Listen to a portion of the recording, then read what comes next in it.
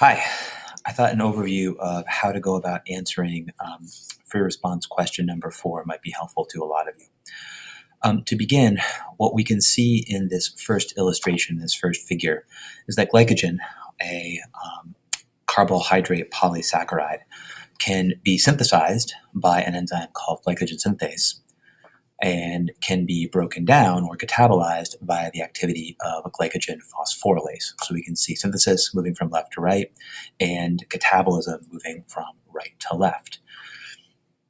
Now, of course, glucose 1-phosphate, you're shown, can also be converted into glucose 6-phosphate. Now, it's important to note that both of these molecules, glucose 1-phosphate and glucose 6-phosphate, can enter glycolysis and thus can be further catabolized through the reactions of cell respiration.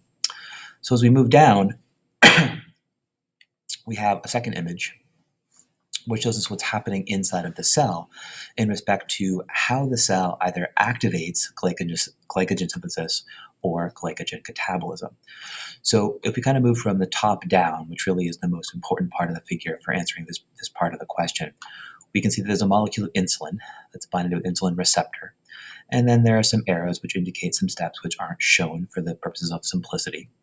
But goes ahead and activates an enzyme called PKB. Now we're told up top that PKB stands for phosphorylase kinase, and then it's a kinase that regulates glycogen synthase kinase activity. Okay, so how does it regulate the activity? How does PKB regulate GSK3? Well, we can see in the figure that this little perpendicular symbol, or a perpendicular symbol rotated 90 degrees, is showing inhibition. So PKB inhibits GSK3. Now, furthermore, GSK3 inhibits glycogen synthase. Okay, so we have a step-by-step pathway where one enzyme inhibits another enzyme, which inhibits a second enzyme.